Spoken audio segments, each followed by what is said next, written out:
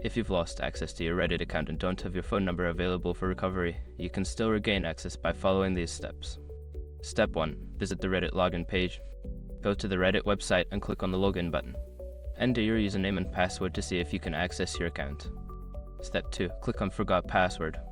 If you can't log in, click on the Forgot Password link on the login page.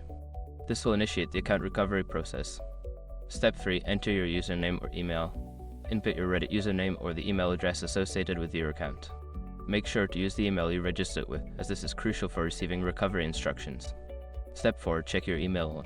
After submitting your username or email, check your inbox for password reset email from Reddit. Follow the link provided in the email to reset your password. Step 5. Update your account information.